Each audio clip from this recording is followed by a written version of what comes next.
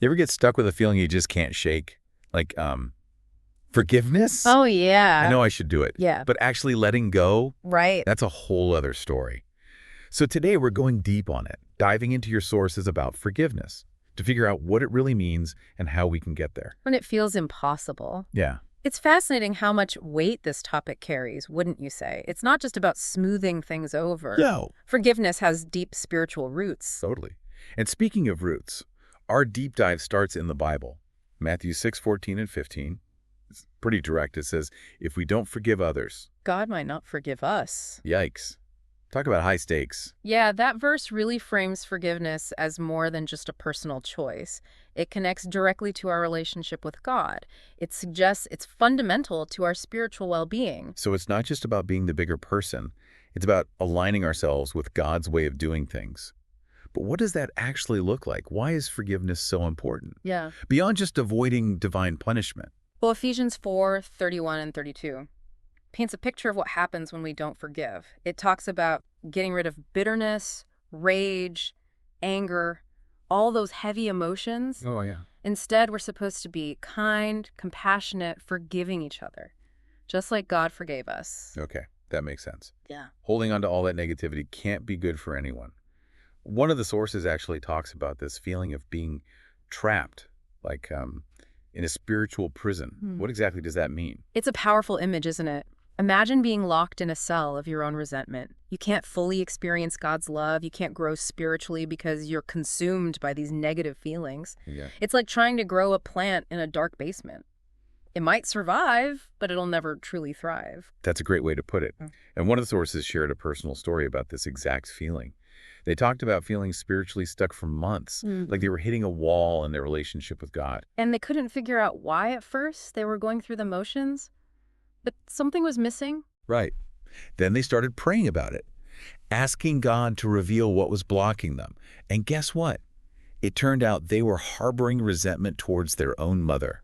They hadn't spoken in ages Oh, wow. because of some past hurt. It's amazing how sometimes the things holding us back are buried deep inside.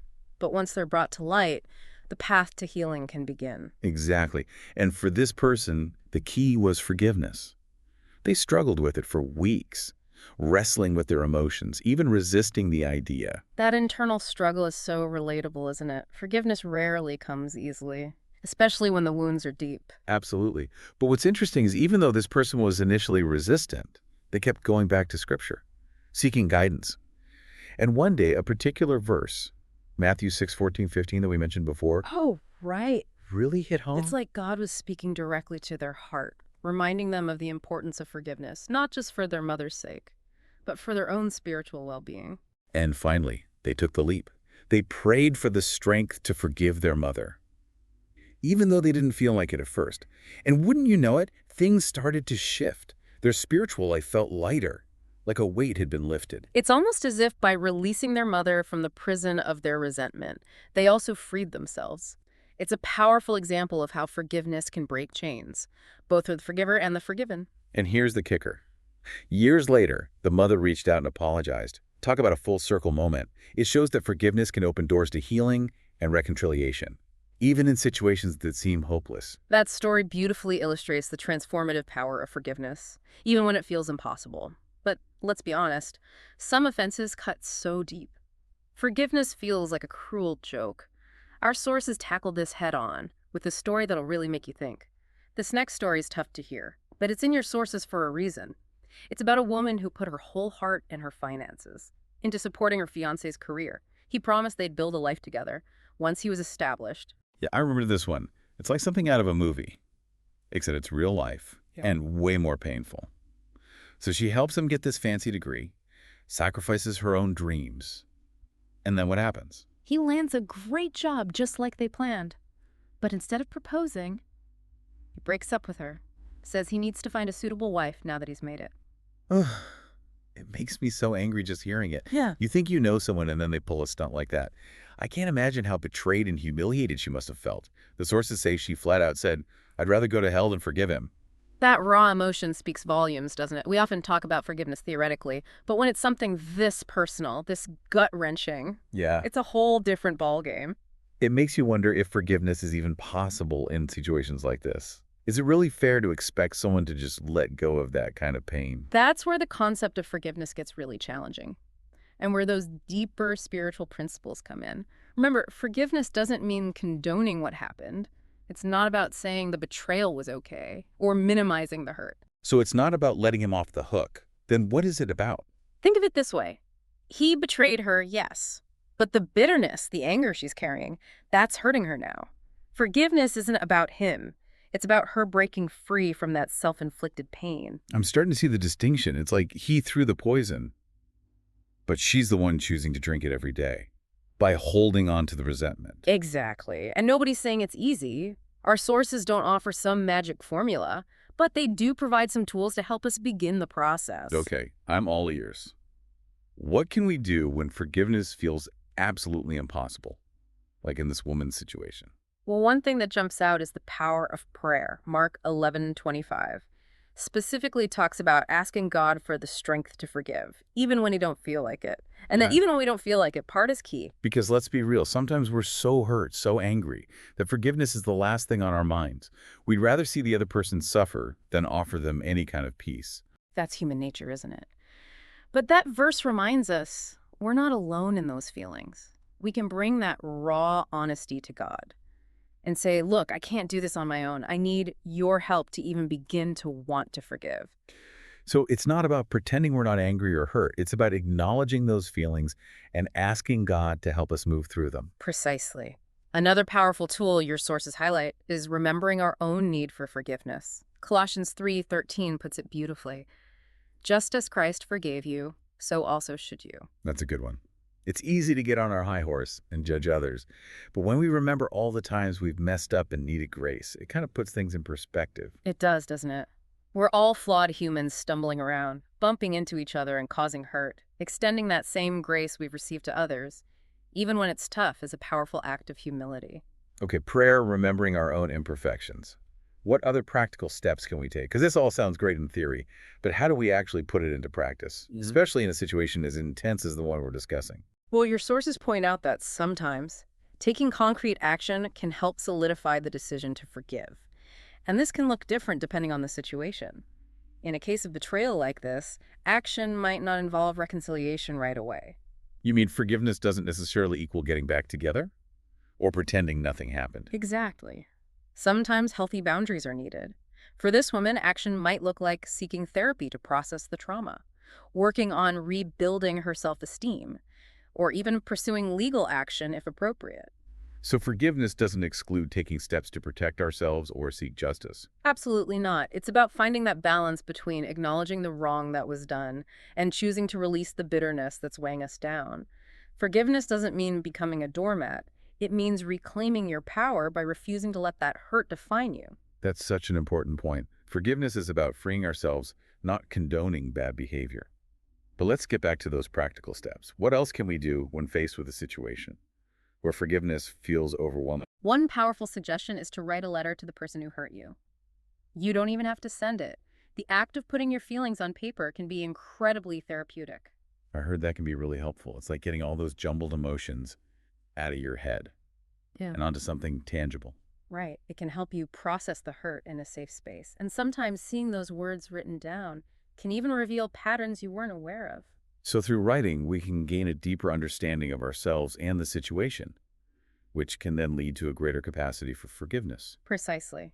And along with that, the sources also emphasize the importance of daily choices. It's not just about saying, I forgive you once and being done. It's about making a conscious decision each day to release the bitterness. So even small, seemingly insignificant choices can contribute to the process of forgiveness, like choosing to focus on the good in our lives instead of dwelling on the past hurt. Exactly. It's about those subtle shifts in perspective, those moments where we choose love over resentment, peace over bitterness. It's a practice like anything else worth doing. It takes effort and intentionality. It makes me think of forgiveness less as a grand gesture Uh-huh. and more like a daily rhythm, like we're constantly choosing to let go of the hurt, not just once, but over and over again. That's a beautiful way to put it. And it takes the pressure off of achieving some perfect state of forgiveness. It's about the journey. the ongoing commitment to releasing those negative emotions. This has really shifted my thinking about forgiveness. But I have to ask, what about those situations where the person who hurt us never apologizes or acknowledges the pain they caused? Can we still forgive them? That's a huge question. And one your sources don't shy away from. It can feel incredibly unfair to offer forgiveness when there's no remorse from the other side. Like, I'm doing all this work, but they're not even owning up to their actions. Exactly. It can make us feel like forgiveness is pointless, Yeah. or like we're letting them off the hook. But here's the key takeaway from your sources.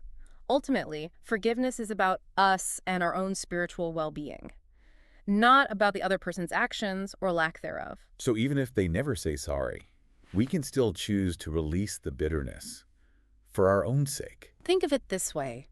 Holding on to resentment is like drinking poison and hoping the other person dies. It's hurting us more than anyone else. Wow, that's a powerful image. It really drives home the point that unforgiveness hurts us more than it hurts them. Right. And while reconciliation and mutual understanding are certainly ideal, sometimes they're just not possible. We can still choose to forgive, even if the relationship doesn't get neatly resolved. It's about breaking free from that cycle of pain and resentment so we can move forward in a healthier way. But I'm wondering, what does that look like practically? What are the actual benefits of choosing this path of forgiveness? Even when it's hard, it feels like we've uncovered so much already. But I keep coming back to this question, what's the payoff? If forgiveness is this hard, this messy, what's the actual benefit to us? That's a great question. And one, your sources spend a good amount of time unpacking. Think of it this way. Unforgiveness is like carrying around a giant boulder. It weighs you down, emotionally, mentally, even physically. Forgiveness is like setting that boulder down. It's an act of liberation. I love that image. It's like finally taking off those shoes that are way too tight. You know you should have done it ages ago, but then you finally do, and it's this huge relief. Exactly. And it's not just anecdotal. Research actually backs up the idea that forgiveness has tangible benefits.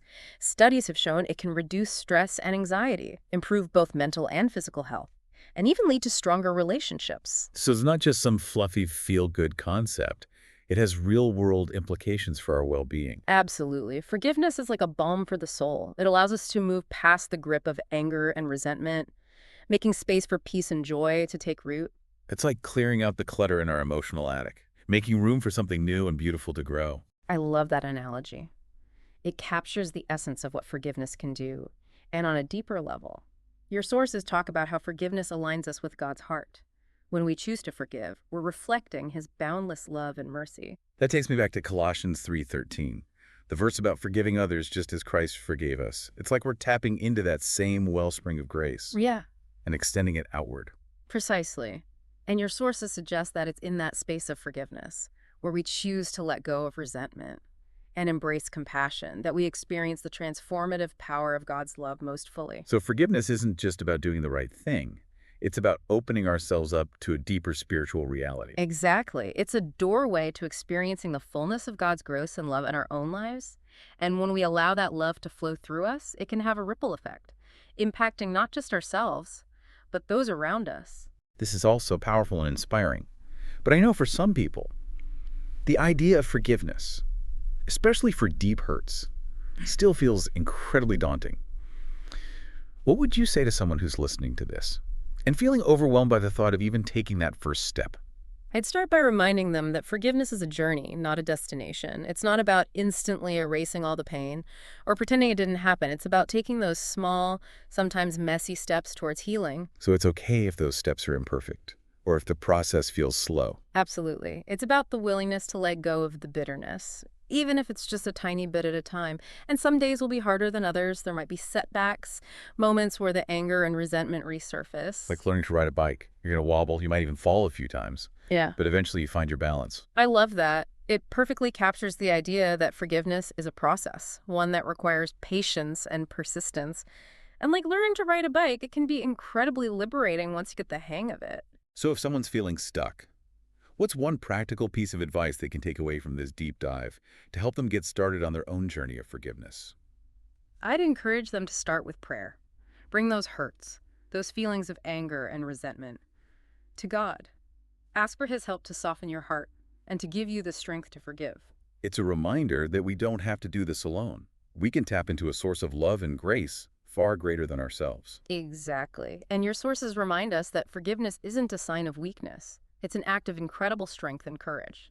It's about choosing love over bitterness, healing over resentment, and freedom over captivity. That's such a powerful reminder. It makes me think of that question we posed earlier. What if we viewed forgiveness less as a one-time event and more as an ongoing practice? That shift in perspective is at the heart of what your sources are trying to convey. It takes the pressure off of achieving some perfect state of forgiveness and invites us to embrace it as a daily rhythm, a way of life.